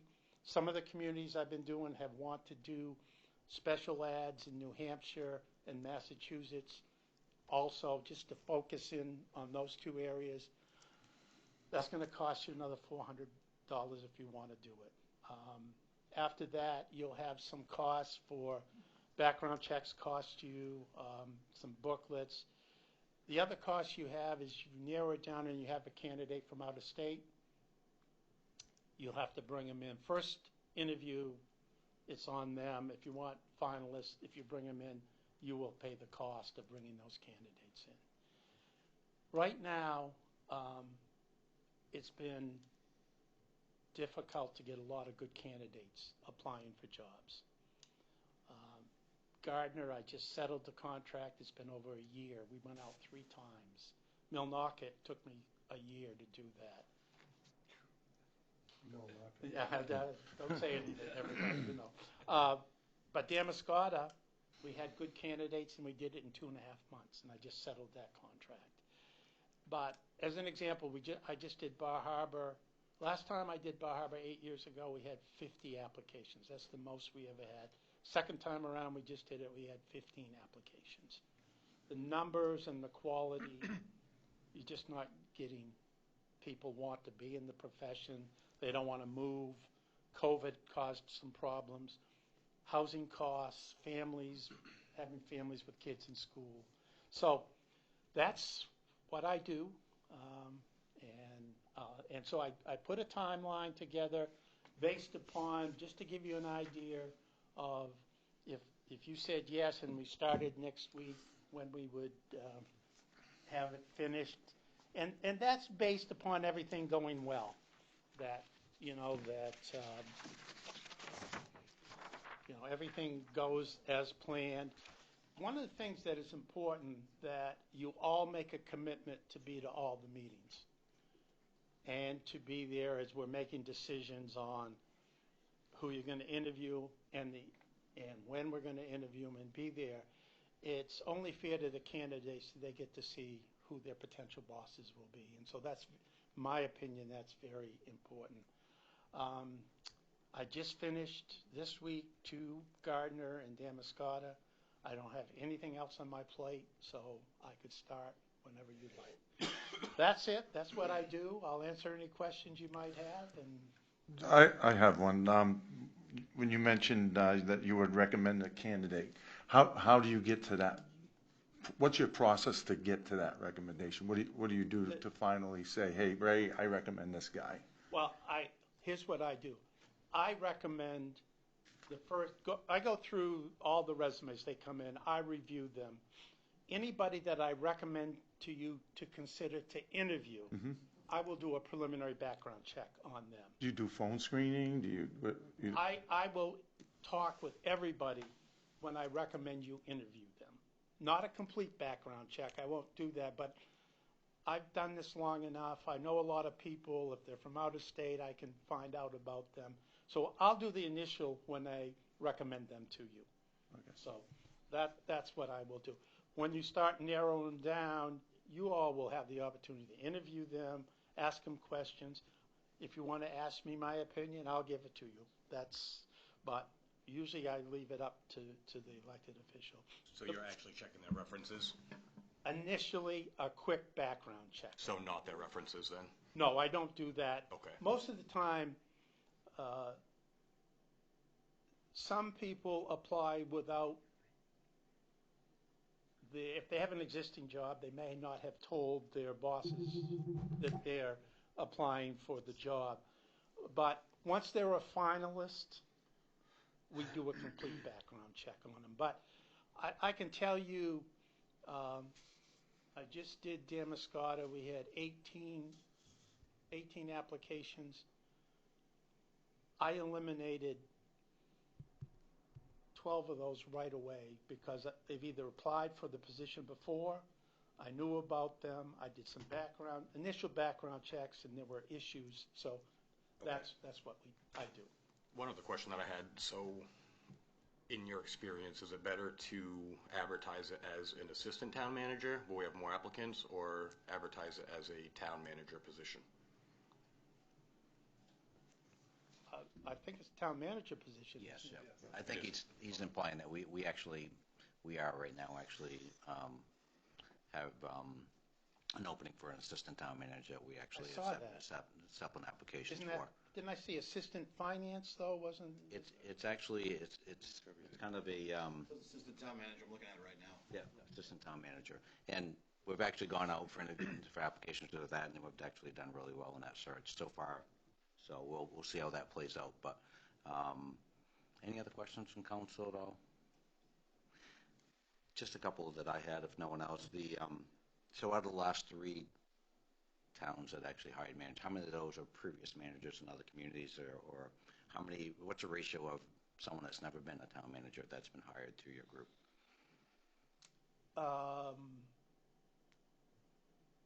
In Damascotta, it's a previous manager, 6 years in another community. Okay.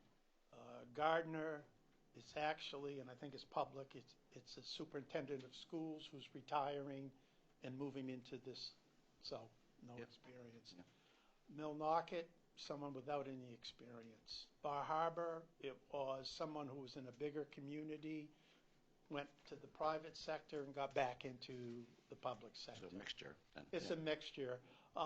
Farmington I did, and they hired somebody who had never been a manager, had a master's in public administration, and lived in Illinois. His parents lived in the community for 25 years. He had a degree, good fit, so he came into it. So it's a mixture. Yeah, it's all over the board. Yes, Sabatis I just did, and again, another superintendent who was a manager before, became a superintendent, came back, and now is manager. So that just gives you an idea of... Yeah, just curious. Yeah. The other part, I mean, and I'm not sure if Council Moore had mentioned that, we actually have already put together an interview committee that will actually, once we decide what search we're going for, we'll pretty much take most of the lead on the idea of doing the interviews. The council will definitely have the last say in the matter, but just for the idea of not having to have a quorum or an official town meeting every time they meet. We actually thought it'd be easier to go with that committee, and it's a good mixture of town people, employees. So pretty much the mixture of what you mentioned has already been kind of put together in this committee to represent that group. So Right, I mean, I can work with whatever group you bring, you know, my only issue is that you make sure everybody understands their roles and responsibilities so that there's no question in the end, you folks would make the final decision. I've run into a couple problems where people felt that they would have the decision-making process when they don't, so. yeah, I think we have some pretty respected people in the group that I think will understand that. So, any other questions? All right, with that being said, we thank you very much for your time, sir. No problem. Thank you for having me. Yeah, I'll be in touch. okay. Next item, please.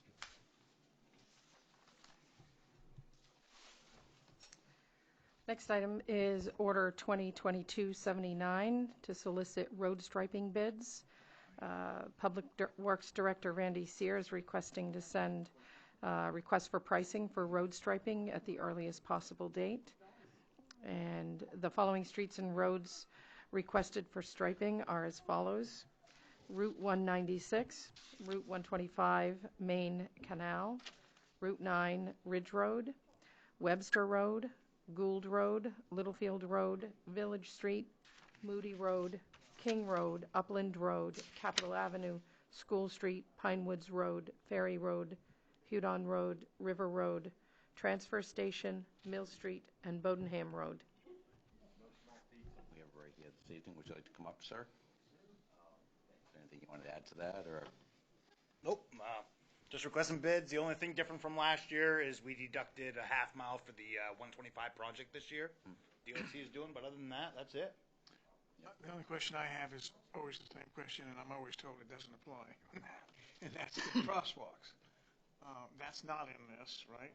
No, sir. Crosswalks is something different. That's the road striping. We do that at night. That's a night operation. I just have a special request, and I've requested it 2 years in a row, that our crosswalks look more like crosswalks and not lines going across the road. Understood. Because they're very indistinguishable, and we've not done that in the past because of saving money or whatever, but I think we should, public safety would agree with us. Understood. That, and especially on 196 this year, where we have a lot of people crossing across that intersection. The other, now the striping that we do down in Davis for the walking trail coming through, is that the wide stripe that goes all the way down the road to separate the travel lane from the idea of the walking path and the bicycle imprints? Is that done by the town, or? That is actually, you know what? I'm not even gonna answer that. I never knew that we did that, so I'm not sure if that's The wide stripe, I would think, would actually be better done by a striping company, I would think, because it's kind of a long process. I think they actually put like the extra, almost 8 to 10 inches wide to separate the path, and then I think this shows a bicycle indication there. No parking or whatever. Yeah, no parking. I mean, that's, and I guess that was the only thing I didn't hear in there that we always request. So whether or not the town goes out and paints the individual the bike symbols or not, and the no parking, that's, I guess that would be, because typically they don't do, pretty much all they do is striping. They don't do any other.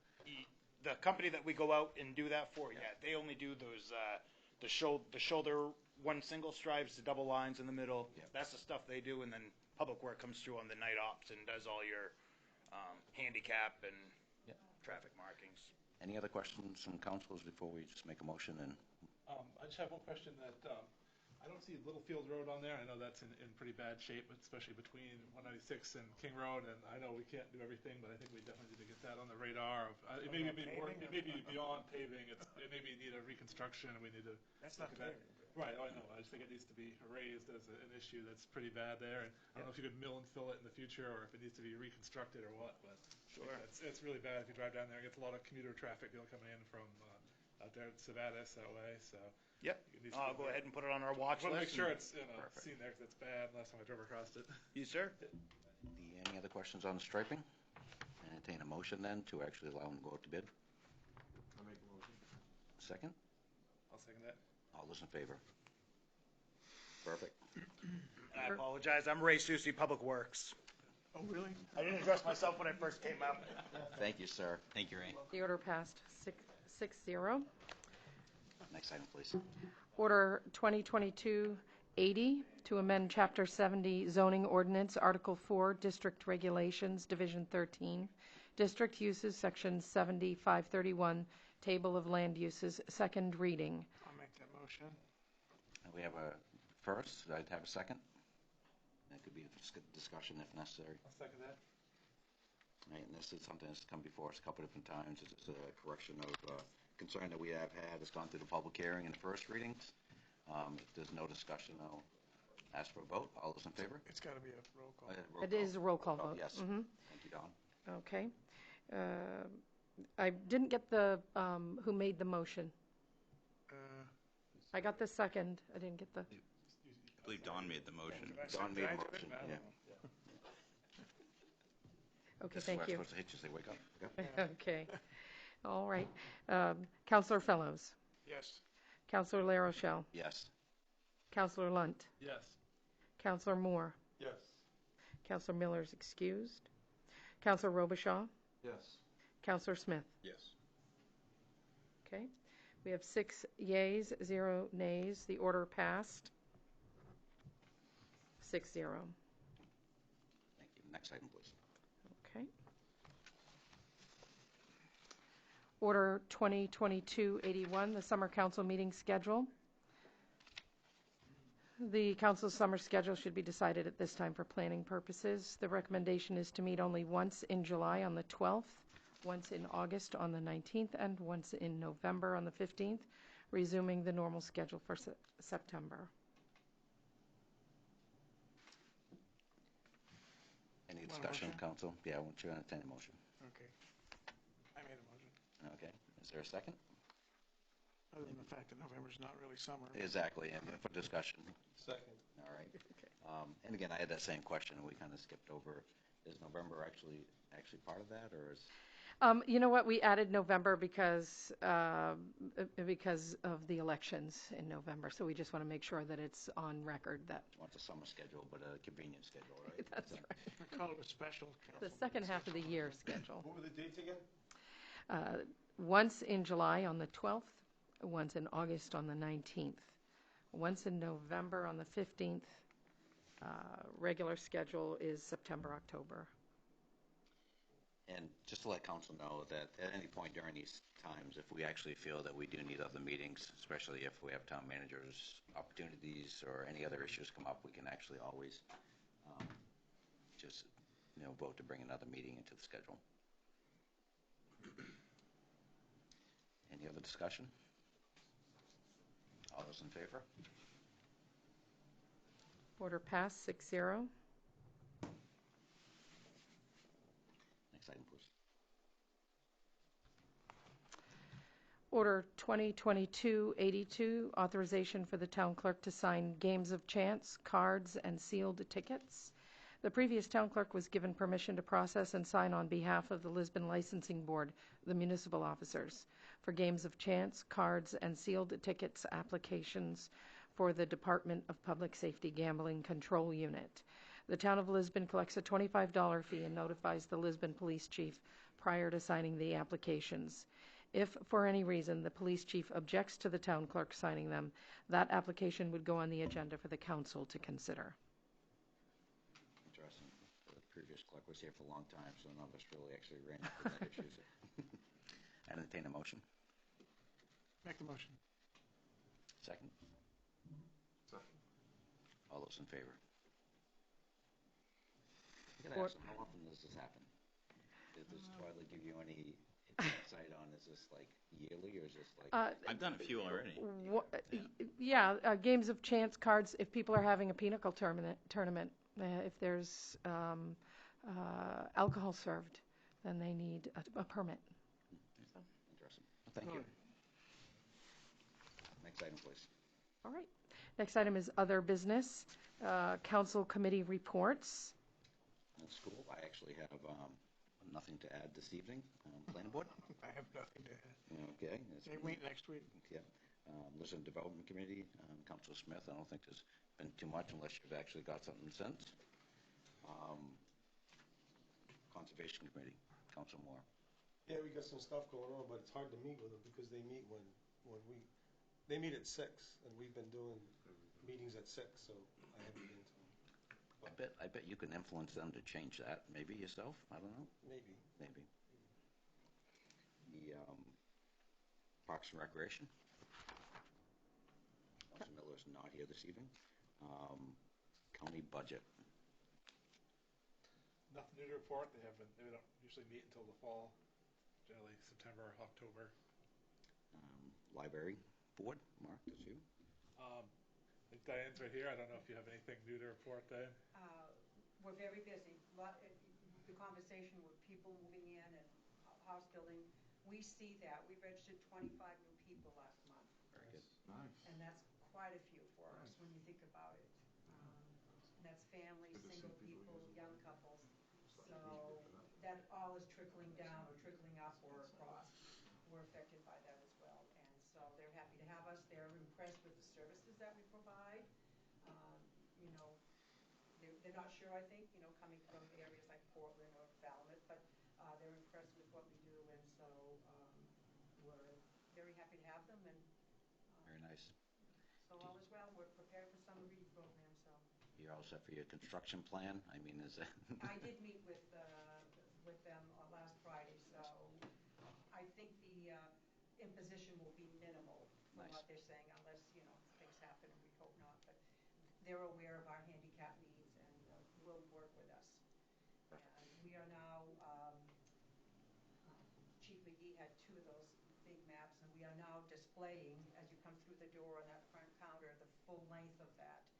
More people have dropped by to see that, either to see where they're impact or they're curious, and any handout that is given to us, I make copies at the front door, and we say, please take one for your information. So we'll be their little information center, and the gentleman from McGee Construction and the DOT were pleased that we're doing this. So we're partnering up with them.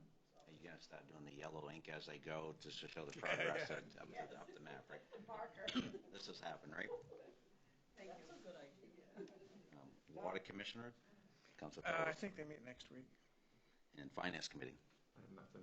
They've been meeting with us regularly, right? Perfect. Nothing. Next item, please. Next item is the town manager's report. Okay, I met with Matt McKinnon from McGee Construction. He reached out to me last week about using town property to store some piping materials for the Main Street project. He advised that he'd like to use the portion of the back of the town lot behind the Rusty Lantern. There'd be no aggregates or debris or anything like that. It would only be pipes. It'd be for easy access for their Main Street project. In exchange, I asked if he could fix the area at the Rumbo site where the rebar is sticking out of the ground and it's rocked off currently. He advised that should not be an issue.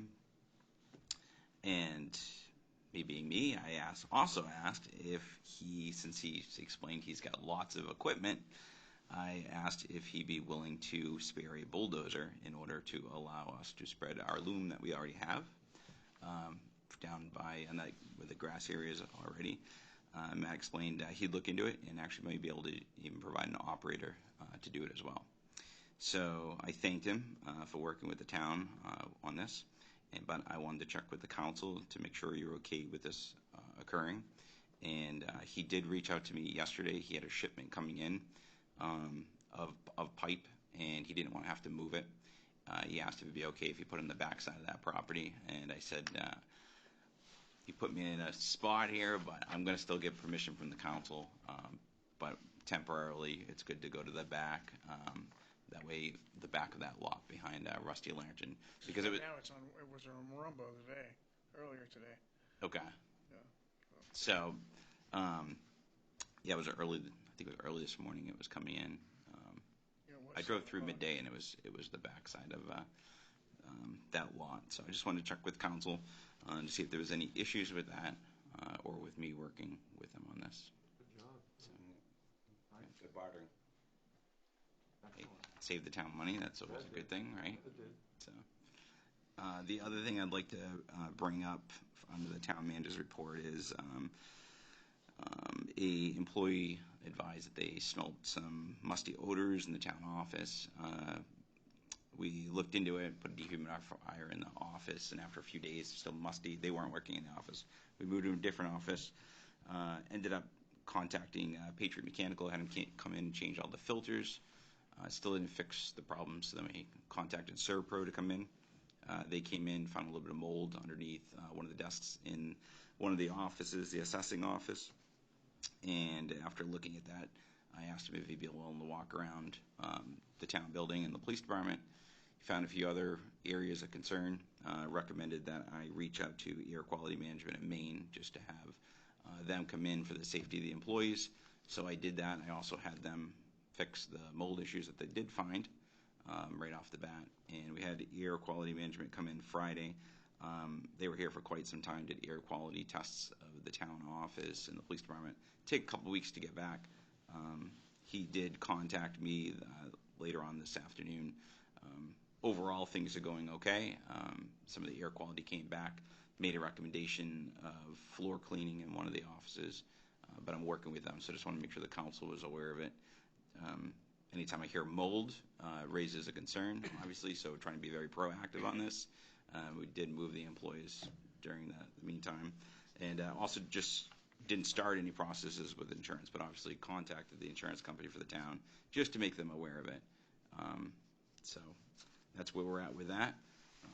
And other than that, it is, just to clarify earlier, it is a assistant town manager search that we posted for, and I do know we have over 50 applicants at this time, so that's everything for the town manager search. So. Perfect. Thank you, sir. You're welcome. Next item, please. Next item, appointments. Order 2022-83 to accept the resignation of the Registrar of Voters, Twyla Lysette, and appoint the Registrar of Voters, Lisa Ward, Town Clerk. I'll make that motion. Would I have a second for that, please? I'll second it. All those in favor? Done a good background Order. check on this person. Thorough, very thorough. I think there have been a few. All right, good. Order passed 6-0. All right. Next item, please. Order 2022-84, appoint the biannual election clerks, 2-year terms. I believe you have a list of those clerks. We have by law, we have an equal number of Republican and Democrat election clerks, and that's how we staff the elections in June and November. It's I think we have 15 or 16 people on the list on both sides right now. We have a couple of independent voters, as it were, as well. We like to have a lot of them in case somebody's not available. Once they're approved, we'll send information to HR and make sure that background checks and employment information is complete so that when we need them, they're available and we can use them at elections. All the people listed were accepted to the 2-year term. Yes. Usually they ask, or they're asked by their party, and they accept. And so for the Republican side, I spoke with the municipal chair, Garrett Mason, and he had a couple of names to add to the list. Most people agree to be clerks again. So that we have a few new people moving around on those lists. And on the Democrat side, the state party, because they had they didn't have live caucuses this year, so the state party got recommendations to us for that. So it's a good sized list. It'll be good to have new people to train sort of in June for the November elections, and then to be ready for the bigger elections next year too. Anything in a motion? Second? Second that. Okay, all those in favor? Order passed 6-0. Next item, please. Next item, Order 2022-86, accept Lisa Ward's resignation from the Assessment Review Board as Lisbon EMA Director and from the Voter Registration Appeals Board. I think you skipped 85. Yeah, he's 85. 85, I did. Rick Roberts, we I'm always sorry. skip over him, yeah. I know, and it looks like it got moved. It got moved to a different page. So, order, that's okay. I have it. Order 2022-85 is to appoint the warden for elections. This year, Rick Roberts for the June 14th, 2022 election. And I spoke with Rick personally, and he did accept that. Did he skip last year? Wasn't there a year division? He took a year off. We had some different rules for employees over the last 2 years. So we had to follow those rules, but now the employment rules are sort of bending back toward what they were, so we're able to get those folks back. Very familiar face at the voting. He's very experienced, and the clerks like him. I work really well with him, so I was excited that he agreed to be the warden. Entertain a motion? So moved. Second? Second. All those in favor? All right, order passed 6-0. And the next order, 2022-86, to accept Lisa Ward's resignations from Assessment Review Board as a Lisbon EMA Director and from the Voter Registration Appeals Boards. We've determined these are the last of those resignations. So, entertain a motion. I'll make that motion. Second? Second. All those in favor? Order passed. Oops, Don did not. Unopposed. You're opposed, okay. Just to mix it up. We Just can a do that. question on that one. Have we advertised for the EMA Director? No. I mean, what would be the process of doing that? I'm going to have to look into that. Okay. I can help you with that. All right. Perfect. Thank you. Yeah. We are required by federal regulation to have a municipal EMA director, and I can help Ryan with that. Perfect. Thank you. Thank you. Next item. Order 2022-87 to accept the resignation of Planning Board Associate Member Dan Lehman and to appoint Planning Board regular member Dan Lehman until 2024. Make that motion. Entertain a second. Second that. All those in favor? Order passed 6-0. Next item, anytime you're ready. All right. And to appoint the Voter Registration Appeals Board member, a one-year term. Let's see. For some reason. Bear with me just a moment.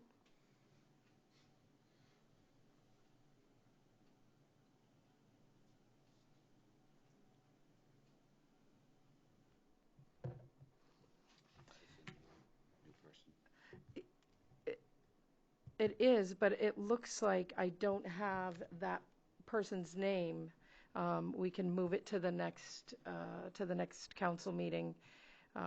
It's for the Voter Registration Appeals Board. They don't have any meetings coming up before the next council meeting, so we can, okay. Move that to next.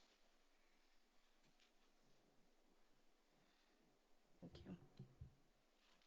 Next item. All right, Order 2022-89 to appoint the Planning Board Associate Member, Nicholas Craig, to 2024. Entertain a motion. I'll make the motion. Second. Second. All those in favor? Welcome aboard. Order passed 6-0. Congratulations. And you sat here all the time. Yeah, very patient. It was worth it. The, next item, please. Next item is Councilor Communications. Any communications from council?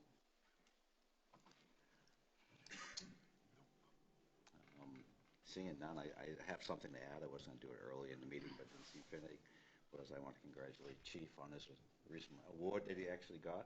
You want to give us a little detail on it? I mean, I did see it out on the Facebook media world, Patriotic Employer Award. I didn't post it on my own site. One of my guys did.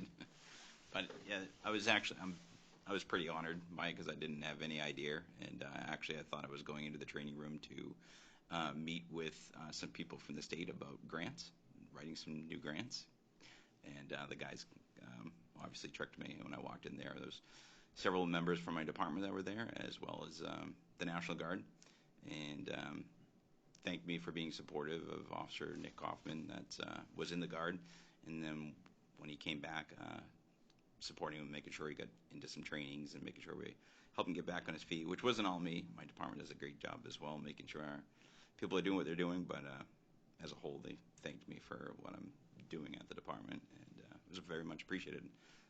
We have a great team of men and women, so fortunate to be where I'm at. It's always good to see good press. You know, it's always hear good things. Thank you very much for that. You're welcome. Thanks. Thank you. Thank you. Nothing else from council. We'll go to the next item. Next item is audience participation and response for new items.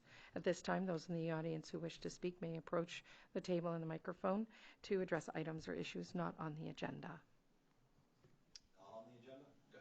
Okay, just want to make sure it's all right. Geez, I'm not sure. I don't need a mic. I'll just stand if that's okay with everybody. If you don't use the mic, the people at home can't hear you. Norm Albert, Lisbon Falls. You can sit. I don't really want to sit, but that's okay. Just a quick question about the assistant town manager, because there was some great discussion earlier. And I wanted to understand the vetting process a little bit better. Is it going to be the same process to hire the assistant town manager as it would be used to hire the town manager? Yes, we actually are going to use the same group of people that's been put together to actually go through the interviews process, and it'd be a good warm-up for the town manager search. Excellent. And is that going to include the newly hired HR director as part of that? She has actually been in all interviews at this point that I've participated with. And I'm included sure in all of them. Yeah, and she is very much on task. Excellent. I know it closes on Friday, and I heard you say 50 candidates, so I have the work cut out for all of you to at least whittle that group down to a reasonable amount. They'll probably be close to 60 by the time we do the interview. Fingers crossed. Too many options is better than not enough. It definitely says something about our community, though.